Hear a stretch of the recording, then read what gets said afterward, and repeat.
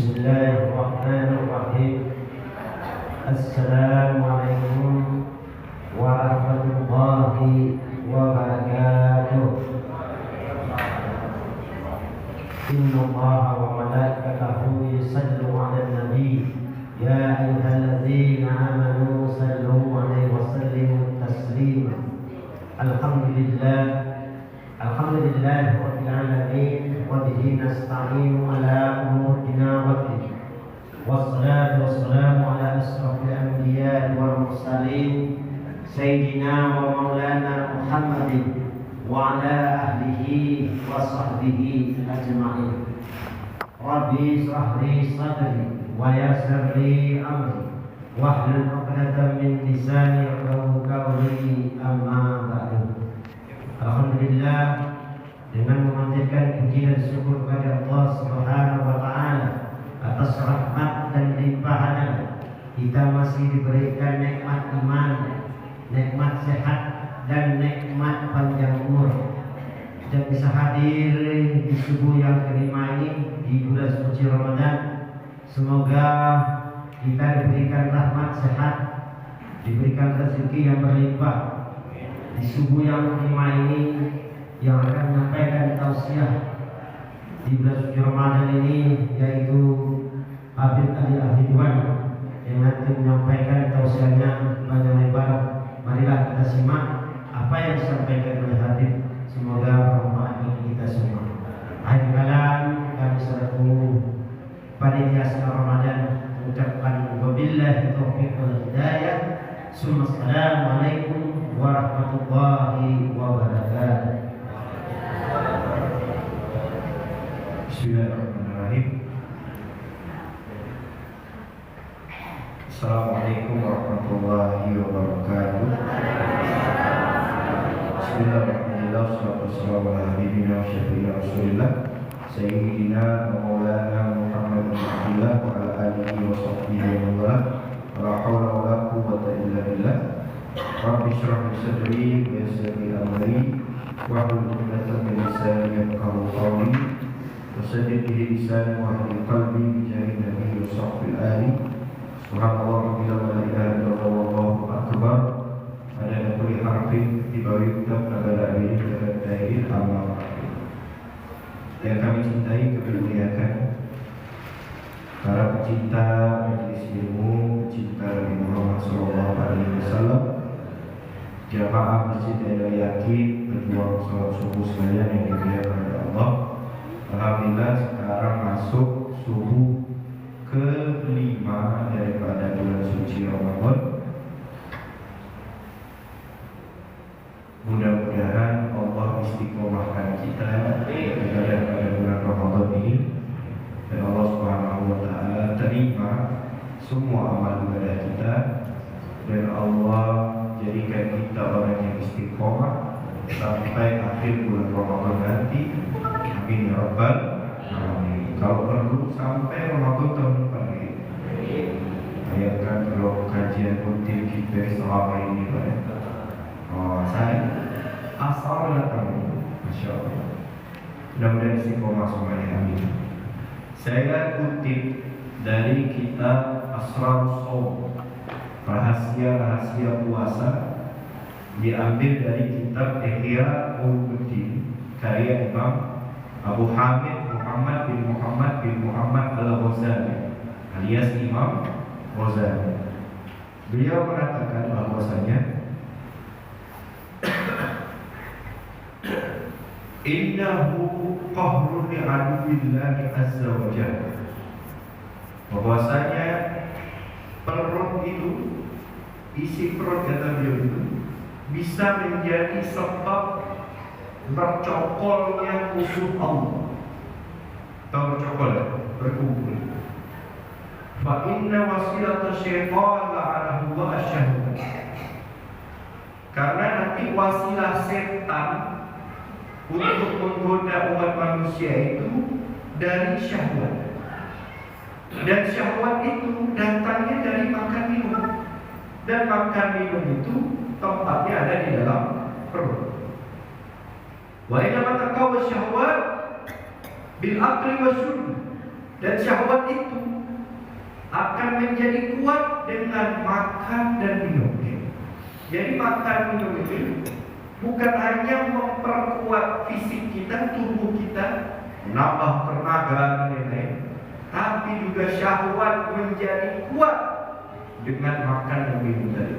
Jadi sebenarnya makan ini seperti pedang bermata dua. Bisa dia digunakan bermanfaat memotong sayur, tapi bisa juga dia melukai diri kita sendiri. Ini yang pertama yang harus kita sadari.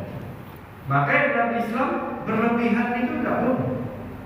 Termasuk berlebihan dalam bab makan. Makan itu secukupnya. Dan medis pun mengatakan seperti ini, makan itu secukupnya. Tanya aja sama dokter. Kemarin saya berbicara kultum di Masjid Al-Ihsan. Kebetulan ada dia dosen apa ya, bagian bagian makan-makan apa namanya itu, dosen kita. Dia jelaskan bahwasanya betul, bahwasanya umat manusia ini nggak boleh berlebihan dalam mengkonsumsi makanan. Karena kalau berlebihan, satu berbahaya buat fisiknya.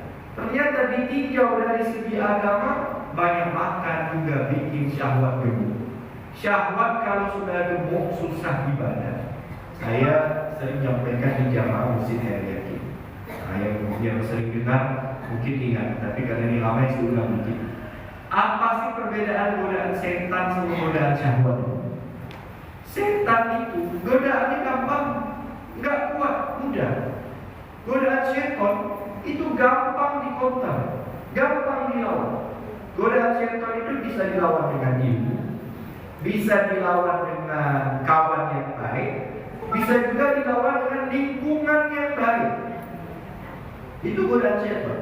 Tapi kalau godaan syahwat, hanya taufik dan hidayah Allah Subhanahu wa taala saja yang bisa menolak atau melawan godaan syahwat tersebut.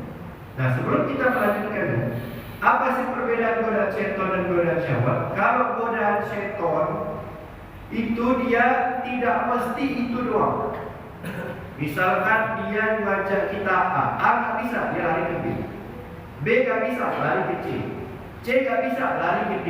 Itu godaan setan.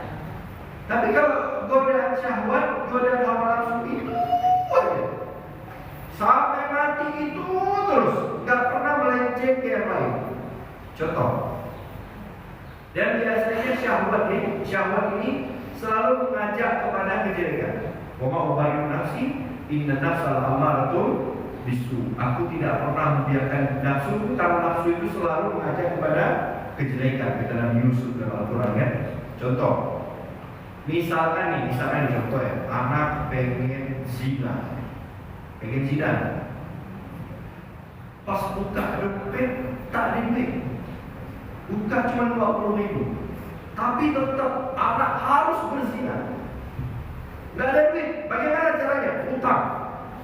Utang gak dapat, jual barang gak dapat, nyolong, nyuri pun gak dapat. Shopee Pay ya. Shopee pinjam dulu ya. Pokoknya bagaimana caranya anak harus dapat uang, harus zina. Ada gak ada duit harus zina. Atau contoh lain, anak pengen judi, bukan duit tak ada duit, bukan dompet tak ada duit, tapi dalam hati anak pengen judi. Bagaimana caranya berjudi? Ya terserah. Entah menyolong, pinjam duit kawan, jual barang, pokoknya harus judi. Ini godaan syahwat atau nafsu. Tapi kalau godaan setan, ya, anak pengen zina, buka dompet 20.000. Zina mana 20.000? Ya, saya nggak tahu kan zina itu apa, cuma kan tak mungkin ada 20.000. Tapi setan bilang, oke, tak apa, kau tidak berzina, dibuat yang lain. Apa yang cocok 20.000? Aku nak zina, buka dompet tak ada 20.000, mabuk lah. Mabuk. Pas beli ke market, harga botol minuman keras mahal, tak cukup duit anak. Ya, tak jadi mabuk. Jadi ngapain lah? Judi aja lah gini. Siapa tahu dengan judi menang, dapat duit, bisa mabuk plus zina, ya kan? Misalnya, anak pun akhirnya judi. Judi kalah. Dialihkan yang lain. Ini namanya godaan setan. Jadi setan itu Kalau A nggak bisa, dia lari ke B. B nggak bisa, C. Yang penting jelek. Dan terkadang godaan setan ini, dia nggak mesti yang jelek-jelek, kadang yang baik-baik. Contoh, pertama dia bujuk kita biar nggak sholat subuh. Wah, dibuatnya kita ngantuk, dibuatnya kita malas, dibuatnya kita berat. Ternyata kalah setan. Setan yang kalah. Tetap harus sholat subuh. Oke, no problem kata setan. Tak apa, pergilah ke masjid. Buat kau sholat tak sah. Nah, ini kan setan. Rukunnya nggak sah, syaratnya nggak sah. Ternyata setan kalah lagi. Rukun syarat betul semua. Kata setan, tak apa. Buat kau tak khusyuk. Ternyata setan kalah. Khusyuk di dalam sholat. Kata setan, tak apa. Buat kau sholat yang dia pamer. Ternyata sholatnya lillahi ta'ala, nggak pamer. Kata setan, tak apa. Buat kau ujuk bangga dengan amal kau. Mantap kowe, baru subuh sholat sah, ada niat pamer, khusyuk, ujuk bangga dengan amal. Karena itu namanya godaan setan. Makanya kenapa kita ni gampang ke masjid pada bulan Ramadan, di bulan lain tak ada? Karena setan tak ada. Ramai subuh. Tak tahu saya tak pernah subuh di masjid dan yakin. Ramai seperti ini, Pak. InsyaAllah. Karena setan tak ada yang membisikkan kita itu tak ada. Sisa hawa nafsu. Sisa hawa nafsu Ramadan ini. Nah, godaan setan seperti yang bilang tadi, itu gampang. Mengkontrolnya gampang. Yang bikin sulit kalau setan kerjasama dengan nafsu. Itu yang bikin sulit. Ketika setan sudah MOU kerjasama dengan hawa nafsu, kita lawan hawa nafsu ada berat. Apalagi dia dua kerja sama, sulitnya kita ampun. Nah, maka didatangkan bulan Ramadan, setan dibelenggu. Tujuannya apa? Riyadhatun nafs, melatih diri kita agar bisa menundukkan hawa nafsu. Nah, cara untuk melawan hawa nafsu ini hanya satu cara saja. Melawan hawa nafsu hanya satu cara. Kalau melawan setan banyak cara. Ilmu itu untuk melawan godaan setan. Misalkan tadi mau ujuk, tidak boleh ujuk itu begini-begini. Mau riak, ilmu berkata tak boleh. Rukun syarat tidak sah, ilmu berkata rukun itu yang sempurna begini, syaratnya yang sempurna begini. Itu ilmu. Tapi kalau nafsu, caranya cuma satu, yaitu rasa lapar. Ini dalamnya apa yang disebutkan? Inna syaitana, sabda Nabi SAW, sesungguhnya setan itu la yajri min ibni Adam majrad dam. Dia masuk ke tubuh anak Adam itu melalui peredaran darah. Kata ulama dalam menjelaskan hadis ini, bukan setannya, nafsunya. Nafsu yang membuka pintu agar setan bisa masuk ke dalam tubuh manusia. Lewatnya dari mana? Dari peredaran darah. Yang buka pintu itu nafsu. Tapi kalau nafsunya tidak buka pintu, setan tak bisa masuk. Maka kata Nabi apa? Fadiku majariyahu bilju'. Maka tutuplah jalur setan itu dengan rasa lapar. Dengan rasa lapar. Jadi ketika lapar, itu nafsu lemah. Dia tak bisa membuka jalan buat setan.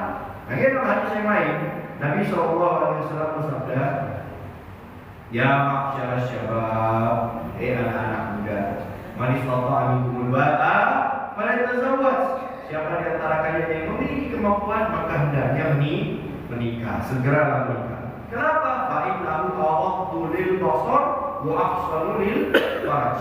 Karena menikah itu bisa menjaga pandangan dan menekan syahwat hawa nafsu.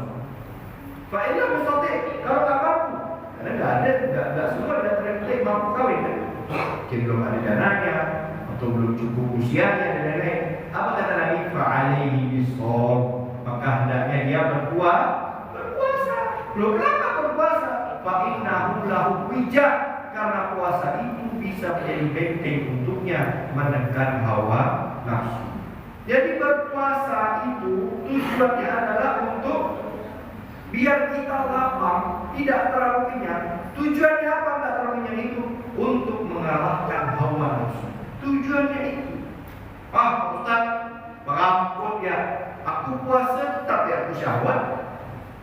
tetap ya saya nafsu.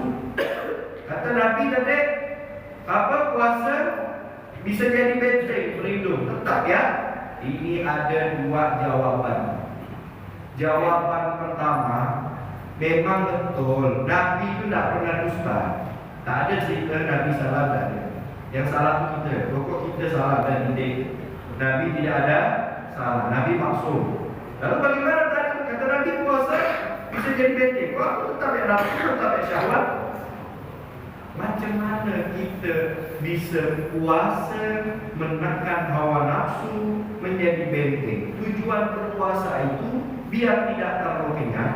Tujuan tidak terlalu kenyang biar syahwat bisa ditekan.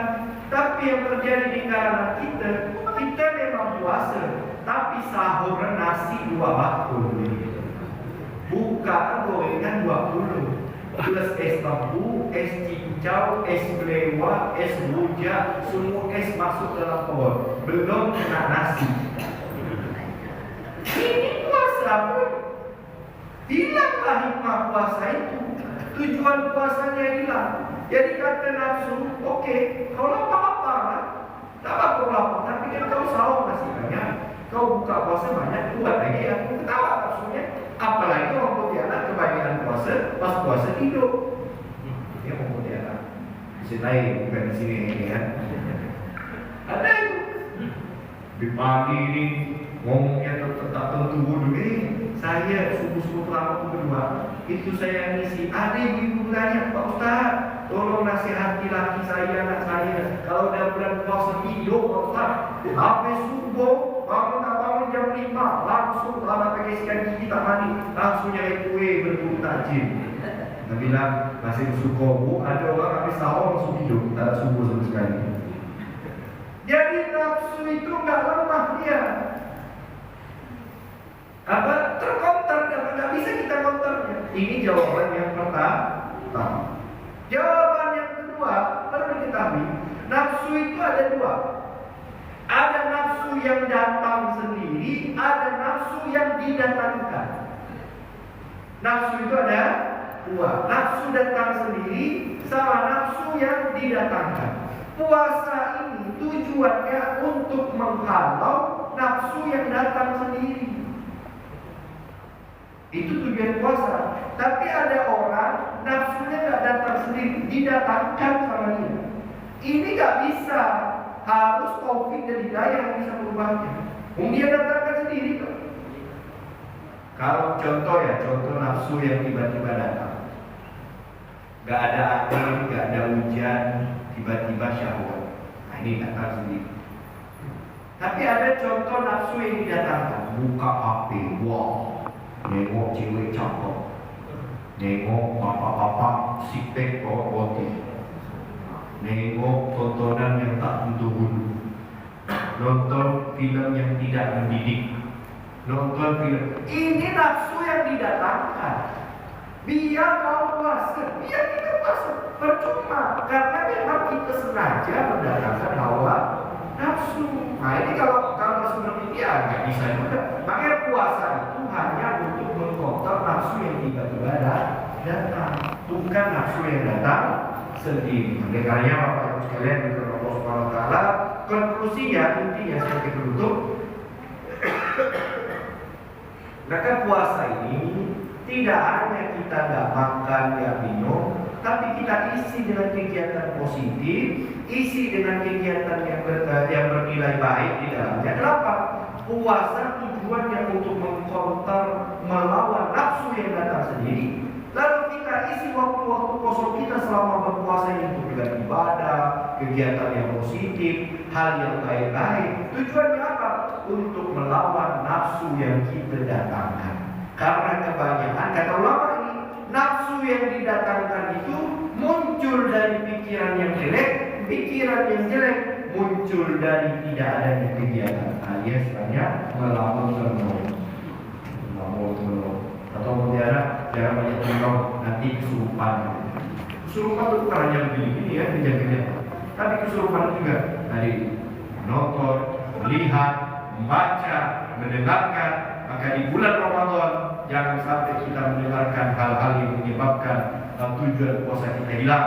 atau menonton tujuan puasa kita hilang, atau membicarakan sesuatu yang menghilangkan tujuan puasa kita, maka sia-sialah puasa kita.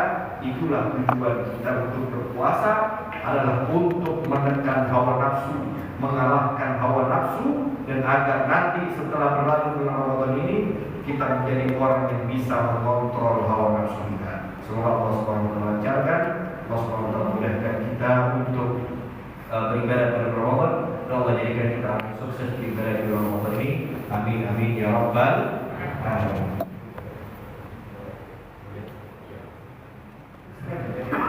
Mungkin ada yang mau ditanyakan, silakan.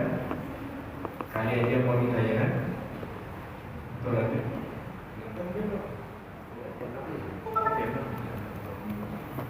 Ada yang mau ditanyakan? Silakan, ada yang mau ditanyakan. Kita buka diskusi tanya jawab.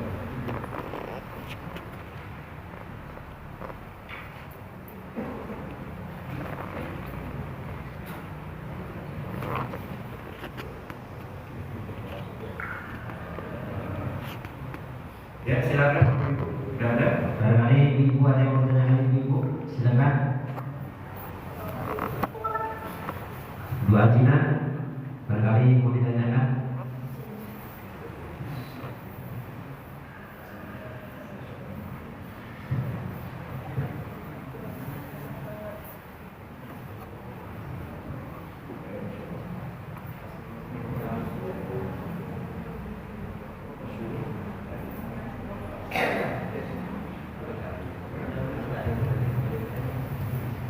Pak Ustadz, Bismillahirrahmanirrahim. Assalamualaikum warahmatullahi wabarakatuh. Mungkin saya ingin nanya tentang hukum fikih dan berkaitan tentang kebiasaan yang dilakukan oleh orang-orang.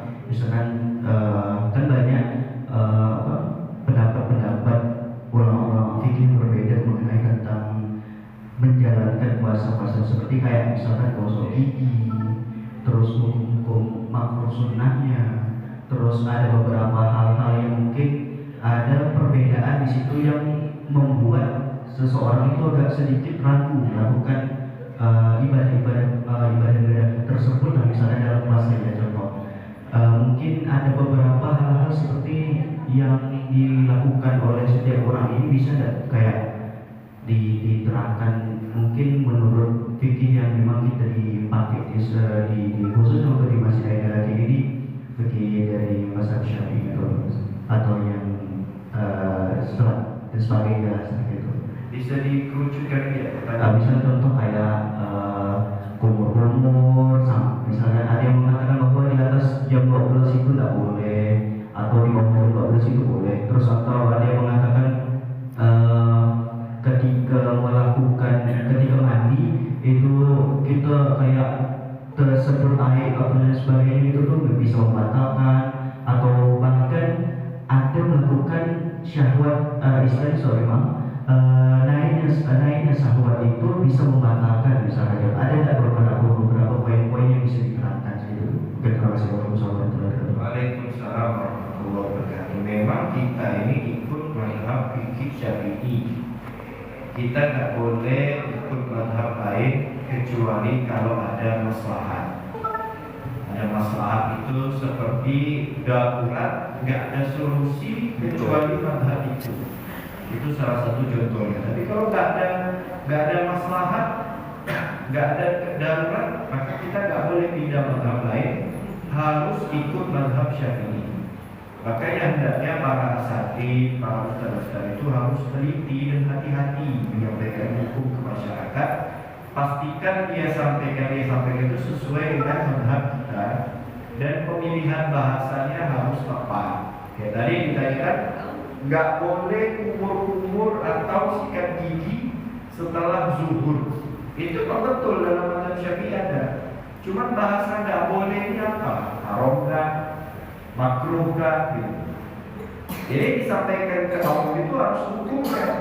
Jangan bilang nggak boleh, karena nggak boleh ini nanti dikira makruh, padahal haram. Dikira haram, padahal makruh. Nah jadi ya saya sebutkan satu atau dua di antaranya. Berkumur-kumur, sikat gigi, bersiwak memang makruh. makruh menurut pendapat Imam Nawawi jika sudah memasuki waktu zuhur. Tapi itu hanya Imam Nawawi toh. Imam lain mengatakan tidak makruh. Selama kita bisa menjaga elemen-elemen itu tidak masuk ke dalam anggota tubuh. Tapi kata Imam Nawawi makruh. Berkumur-kumur, sikat gigi, ya, apalagi itu, bersiwak, termasuk bersiwak. Kenapa? Karena dia beranggapan ada hadis lafa musa'im atibu indallah min rihil isi. Mulutnya orang berpuasa itu lebih wangi di sisi Allah daripada aroma fisik. Jadi kalau kita sikat gigi di waktu zuhur, hilanglah bau jigong gitu ya kan? Nah, bau mulut itu hilang. Sehingga nanti tidak dapat hadis tadi. Itu menurut Imam Nawawi. Menurut manusia memang bau manusia ini bau. Tapi yang Allah suka itu. Ya kayak kita tak usah sikat gigi habis zuhur itu. Ya. Itu yang pertama. Tujuannya apa? Mendapatkan pahala. Biar pahalanya itu. Nanti baru buka baru kita sikat gigi. Baik kalau nggak mau aroma mulutnya, ya habis sahur sikat gigi. Karena ada orang mau sikat gigi tidur, bangun zuhur sikat gigi, ya kan? Nah itu yang pertama. Terus yang kedua yang tadi yang disebutkan juga masalah syahwat. Memang betul syahwat itu membatalkan pahala puasa. Hanya pahala puasa saja yang batal, tapi puasanya tidak. Karena kan tujuan kita tadi kan mengontrol hawa nafsu. Lagi apa nafsu di rumah saja kan bisa dikontrol. Apalagi di luar rumah. Walaupun suami istri. Bahkan apabila terjadi mohon maaf hubungan, itu kan sampai ada kafarnya, sampai ada dendanya kan. Jika terjadi hubungan suami istri di siang hari bulan Ramadan, itu dendanya 3. Pertama, membebaskan budak tak ada pengkhianat. Budak Sungai Jawi ada. Budak tak ada. Makanya kedua, puasa 2 bulan berturut-turut. Ustaz, aku ini sebulan ya tak kuat, apalagi ini 2 bulan gitu. Nah, maka pilihan ketiga, kasih makan 60 orang miskin, 1 orangnya 7 on beras dengan lauk yang layak disantap. Jadi bukan dekorasi, kasih nasi orang tuh ya, lauk plus nasi-nasinya dibantu 7 on. Kalikan 60 orang dibagikan kepada fakir miskin. Dan yang wajib kafar itu hanya laki-laki, perempuannya enggak. Yang wajib bayar denda, yang wajib puasa itu hanya laki-laki. Tapi dosanya sama. Nah, itu kalau sampai terjadi hubungan. Tapi kalau hanya sekedar syahwat, anggaplah cium-ciuman dan sebagainya, selama tidak ada elemen luar yang masuk ke tubuh, maka pahalanya batal, puasanya nggak batal. Tapi kalau ada elemen luar yang masuk ke tubuh, seperti air yang masuk, maka puasanya batal. Karena yang membatalkan puasa, salah satu yang kemasukan sesuatu ke 5 lubang. Ringkas 5 lubang. Lubang mulut, lubang hidung, lubang telinga, kemaluan depan, kemaluan belakang. Pertama lubang mulut. Lubang mulut ini kalau sudah melewati kerongkongan atau makhraj huruf ha ain tengah-tengah sini, masuk batal puasanya. Kalau sekedar kumur-kumur, cicipi makanan, itu nggak apa-apa. Yang penting karena dia masih di dalam mulut. Tapi kalau sudah melewati, misalkan dahak, dahak keluar, itu telan lagi, batal puasa. Karena dia sudah keluar dari batas huruf ha, atau dari luar masuk melewati batas huruf ha, itu batal. Itu pertama mulut. Yang kedua hidung. Kalau hidung itu sampai di sini. Saya ada gambarnya di HP saya ini. Cuma saya nggak bawa proyektor. Jadi ada gambarnya nanti bisa ditampilkan, nanti kelihatan di atasnya. Di sini. Jadi kalau cuma mobil nggak apa-apa. Mobil, ada orang sedikit mobil. Ya, selama tidak melewati batas ini, ujung hidung nggak batal puasanya. Tapi kalau melewati batas ini, misalkan kehirup air atau inhaler, itu bisa batal puasa. Yang ketiga, telinga kemasukan air kalau cuma batas luar itu yang mana? Yang kalau kita lihat masih kelihatan. Contoh apa? jangan antara. Nah, tuh saya masih lihat tuh lubangnya. Itu kalau kemasukan tangan, kemasukan lidah nggak batal. Tapi yang sudah nggak kelihatan karena dia udah kelihatan gelap. Nah, itu kalau masuk sampai ke area itu batal puasanya. Seperti korek telinga. Baik itu pakai kapas korek telinga atau pakai kunci motor. Saya pernah lihat orang bapak-bapak korek telinga kunci motor. Tetap batal. Yang keempat, kemaluan depan, dan kelima kemaluan belakang. Kemaluan depan itu, aduh saya nggak bisa jelasin ya, banyak budak-budak sih. Kalau kemaluan belakang itu yang kebuka saat jongkok. Saya kasih contoh, buang air begini, dia WC dan sini. Nah ini kan kalau kita berdiri dia nggak buka, kalau berdiri nggak terbuka. Tapi kalau jongkok dia buka bagian itu buka. Itu kalau sampai nyentuh itu batal puasa. Dan itu termasuk bagian yang wajib dibasuh saat kita mandi junub. Jadi dicebok bagian yang terbuka saat kita udah kita jongkok aja udah terbuka sebelum kita cebok. Kemaluan depan, kemaluan belakang nih, satu-satunya cara bisa kemasukan itu hanya saat kita mandi di sungai. Mandi di sungai berendam, buang air kecil, sama keluar ranjau.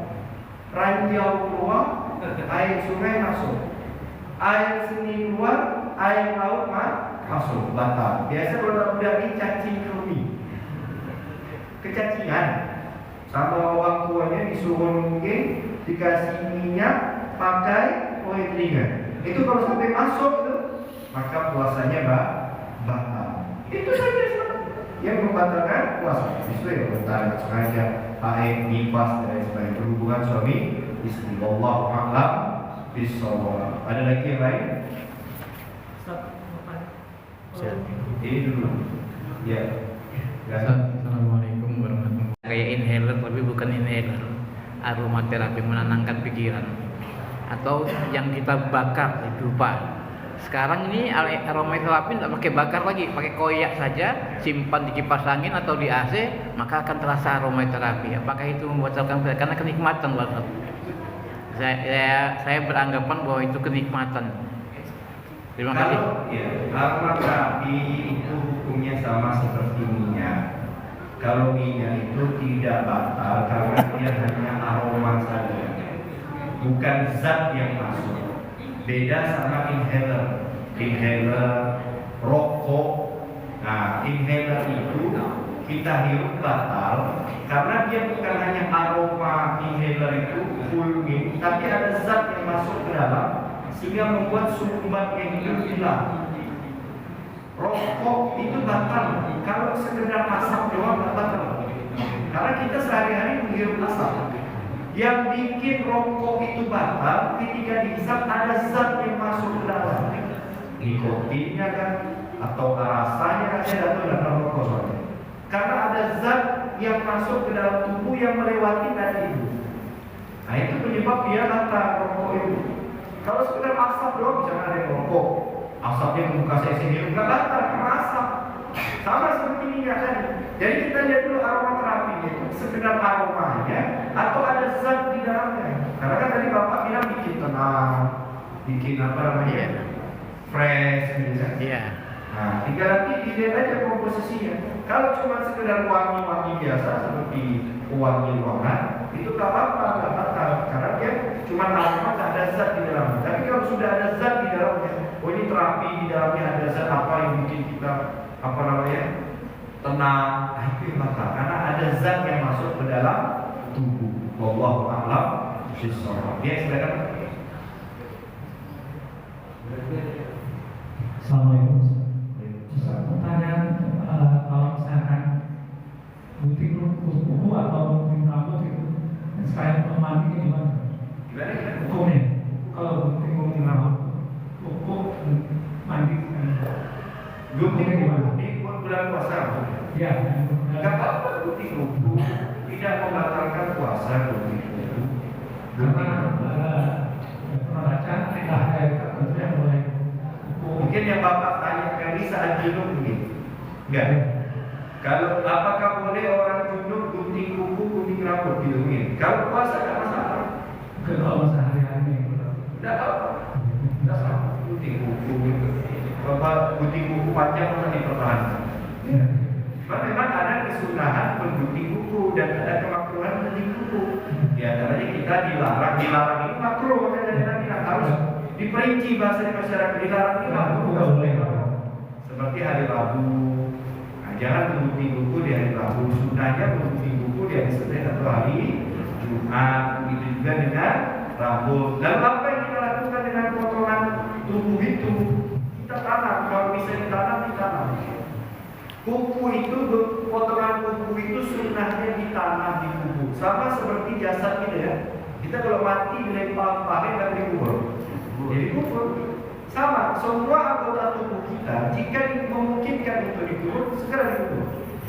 Anak kita sunnah, potongannya itu dikubur. Atau ada operasi sakit amandel, biasanya dikasihkan. Itu apa itu terjadi? Dikubur. Lalu gigi siapa patah atau cabut giginya apa? Dikubur. Jangan cabut gigi atas lempar laut, cabut gigi bawah lempar ke atas. Tidak, semua jika memungkinkan. Gunting kuku, ya kukunya dikubur, ditanam kalau mungkin. Kalau rambut kan tidak mungkin, karena kita potong rambut di barbershop. Masa yang minta rambutnya, sudah kita pasrahkan saja sama yang mau potong. Jadi sunnahnya anggota tubuh kita kalau sudah terlepas maka sunnah dikuburkan kalau memungkinkan. Apapun itu, mungkin ada yang jempolnya putus, ya jempol itu dikubur. Kecuali kayak ada bagian medis itu ada bagian tubuh yang tak boleh dikasih, kita pasrahkan dan serah lain. Tapi kalau dikasih kepada kita, kita kubur. Wallahu a'lam bishawab. Cukup? Ya silakan. Bismillahirrahmanirrahim.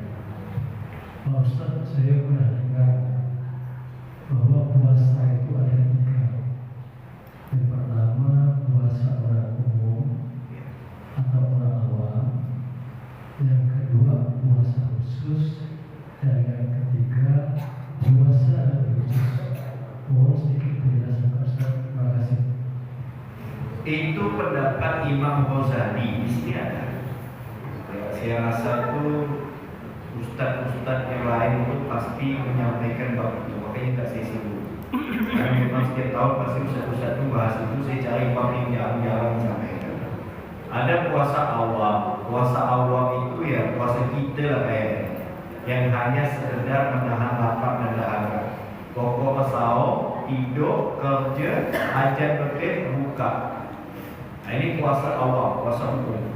Puasa ini yang rentan tertolak. Kata Nabi SAW, kami sho'ib Lisrawul suyami ilaju wal atos. Berapa banyak orang yang berpuasa itu dia gak dapat apa-apa, gak dapat pahala, gak dapat ridho, gak dapat rahmat, kecuali hanya lapar dan dahaga. Nah ini level pertama. Puasa orang umum, dia sekedar gak makan, gak minum, selesai. Aku mau nonton apa ke, mau dengar apa ke, mau ngomong apa, setelah bulan-bulan aku, kamu mau sewa. Ini yang pertama. Yang kedua, puasa orang khusus. Nah ini naik tingkat. Puasa khusus ini dia tidak hanya menahan lapar dan dahaga, tapi menahan anggota tubuhnya, khususnya 5 panca inderanya itu, untuk tidak bermaksiat kepada Allah. Sebenarnya kalau Bapak Ibu cermati ceramah saya tadi, sebenarnya isi ceramah saya itu level 2 ini. Jadi dia tidak hanya menahan lapar dahaga, tapi mata yang dijaga.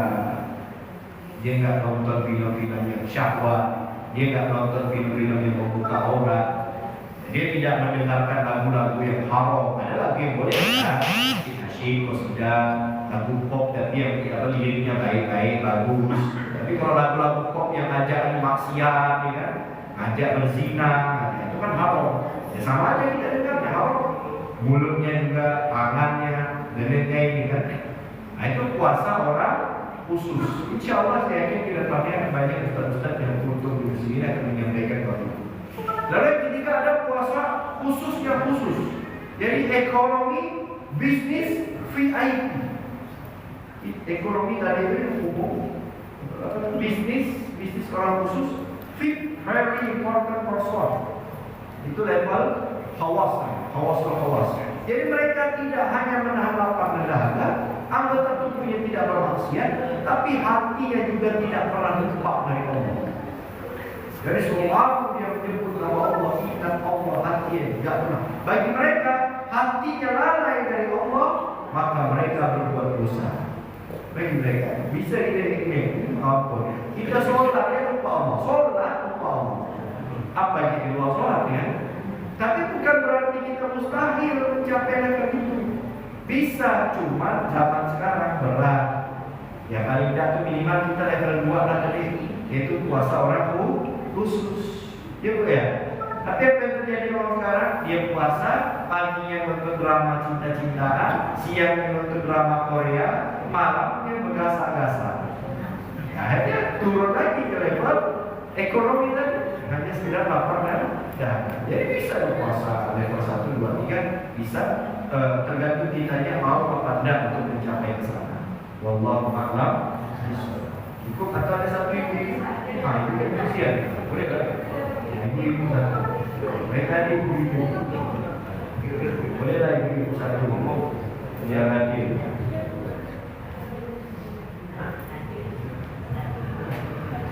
Assalamualaikum warahmatullahi wabarakatuh. Waalaikumsalam. Jadi Ustaz, kalau kita habis sahur, misalnya kita makan yang pedas-pedas kayak bumi gitu Ustaz ya, pada saat kita tusuk gigi pas makan imsak, terus kita bersendawa. Nah, terus kan ada rasa pedas itu Ustaz. Gimana Ustaz kita? Terima kasih. Tadi kan sudah saya jawab di Bapak ini. Kalau cuma rasa enggak, ya, yang membatalkan itu adalah kemasukan zat. Rasa itu bukan zat. Makanya ketika mencicipi makanan itu nggak batal, karena cuma di lidah. Begitu ditelan baru batal. Nah ibu bersendawa itu cuma rasa. Aroma itu bukan zatnya, bukan bendanya. Enggak, yang batal itu kalau ada anggota makanan, serpihan makanan, sisa-sisa makanan, baik itu bentuknya padat atau cair, baru batal. Kalau sendawa kan cuma aroma pedas, ya kan? Oh, contoh nih, gitu itu maksudnya. Tidak batal, karena tidak ada zat yang masuk ke dalam tubuh. Sendawa apa? Kalau itu seperti itu, susah itu. Karena kita semua pasti sendawa. Apalagi siang hari dari bersendawa. Tidak ada zat yang masuk ke tubuh. Itu kan cuma aroma doang, hanya rasa doang. Sama seperti orang batuk. Batuk itu batal nggak puasa? Enggak. Dari sini. Enggak batal. Yang batal kalau batuk berdarah, dahaknya keluar di mulut, ibu telan lagi dahaknya. Nah itu batal. Kenapa? Karena ada zat dahak yang sudah keluar di bawah masuk. Tapi kalau sendawa tidak, karena tidak ada zat yang masuk ke dalam tubuh. Bisa dipahami ya? Jadi bersendawa enggak, karena tidak ada zat. Tapi kalau sendawa plus ada zat yang masuk ke tubuh, ibu sendawa plus ada cabai yang masuk, baru batal. Batalnya bukan karena sendawa, karena ada cabai yang masuk. Ibu sendawa ada nasi yang masuk, batal. Batalnya bukan karena sendawa, tapi karena ada potongan nasi yang masuk. Itu pun kalau disengaja. Kalau nggak sengaja tidak batal. Wallahu a'lam. Baiklah.